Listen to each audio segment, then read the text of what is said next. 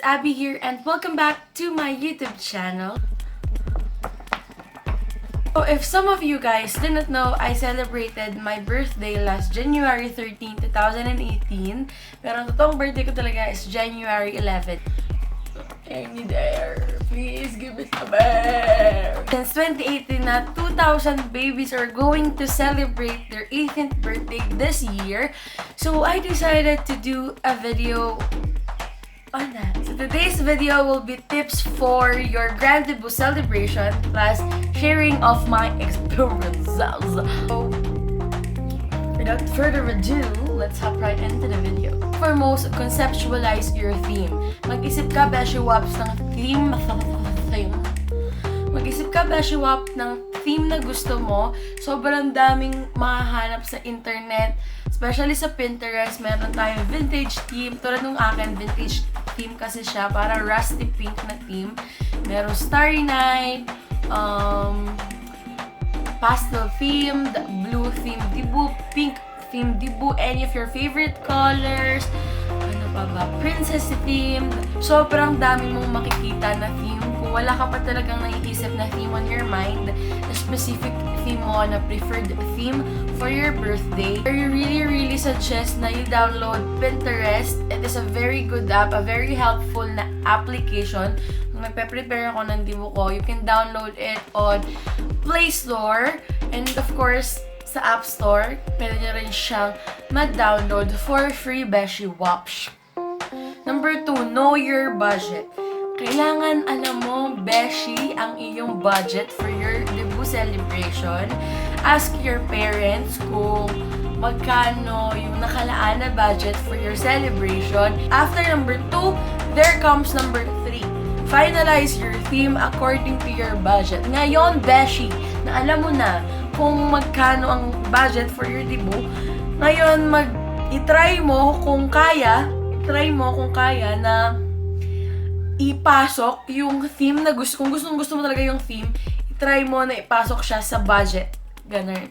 Ang theme mo is Beauty and the Beast na theme. Ang gusto mo nung number 1, na nasa first step ka pa lang, what you want is from the ambience ng visitors, ambience ng guests mo, they can feel the Beauty and the Beast themed. Well, Besh, medyo maharlika nga siya. Kasi syempre, if you're going to imitate a Disney princess and you're going to apply it to your grand debut celebration, Besh, medyo mahal siya kasi of course, medyo gastos ka sa design, sa invitation, sa giveaway, yung mga ganong kaganapan. Kung gusto mo talaga yung theme na yon, medyo paliitin mo siya sa akin. Alam ko talaga na mag-vintage ako kasi since then, I am in love with rusty themed, old fashion, yung mga ganon. Medyo in love ako doon lately. So, for the past few months, I'm so in love with vintage. Kaya doon ako nag-pursue. Ngayon yung nag-check ako, nung gustong gusto ko talaga na, kasi nung una gustong gusto ko talaga na maging sobrang vintage type ng tipo ko. Lahat ng, pati yung feeling ng visitors, feel nila na parang nag-time travel sila. Pero nung binabudget ko na siya, na finifit ko na siya sa budget, medyo hindi siya sasakto, Beshi. Kaya ang ginawa ko, na yung invitation ko, ipagawa ko online, kasi may nakita ko Instagram shop na nagagawa ng pinakagusto ko talaga na invitation.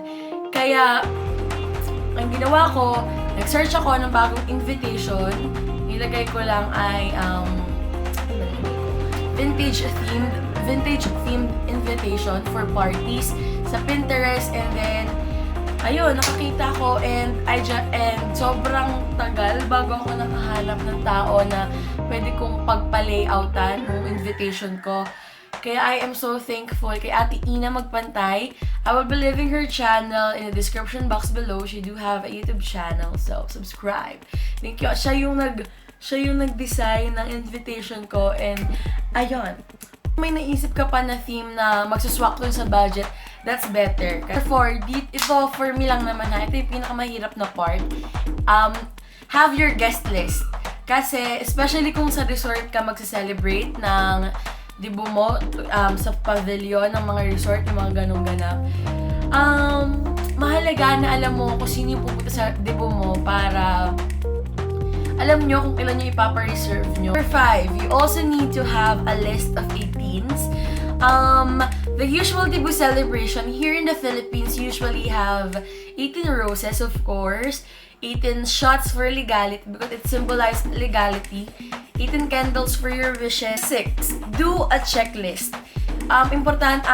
Number 6, do a checklist. A checklist will be your guide kung ano na yung natapos mo, ano pa ba yung dapat mong gawin, ano pa yung dapat mong i-accomplish on your debut. Kaya, ayun, recommendation siya, besh. Ito yung notebook ko nung debut ko, and ito yung laman ng ng checklist ko. So, ito yung final kong checklist. Ay, pangit na handwriting ko. Is my guest list. Tapos, under niya is yung mga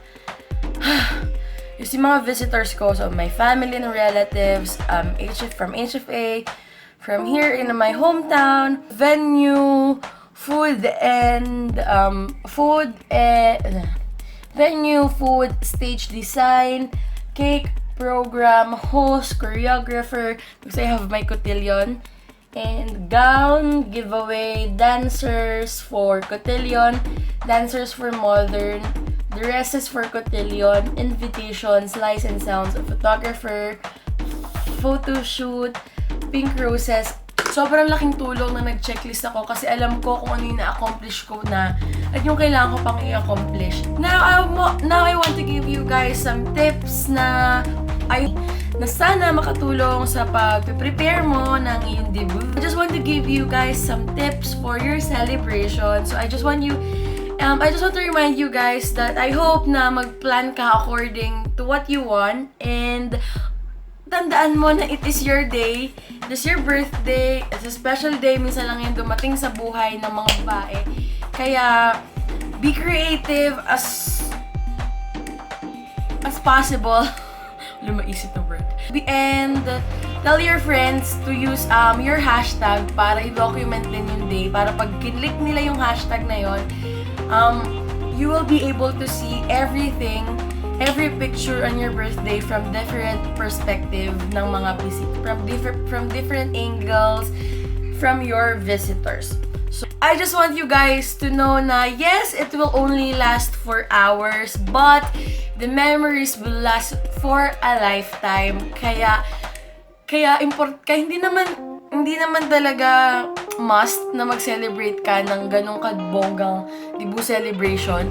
Pero importante na sineselebrate natin yung 18th birthday, most especially because legality, our legal age. So, very important siya for me. Ang feeling ko naman wala na akong nakalimutan. Hopefully, wala na akong nakalimutan. And, ayun. If you guys have questions, feel free to comment it down below. I will be glad to answer them all. And sana nakatulong talaga itong video na to. And you can also DM me sa Twitter and Instagram for more questions. Hindi lang ako makakasagot if sa Facebook kasi medyo private account ko yun. So, ayun. If you like this video, make sure to give it a thumbs up. Comment down below for any video suggestions and questions. And don't forget to subscribe to my channel and always remember to make your eyebrows on flick. Bye!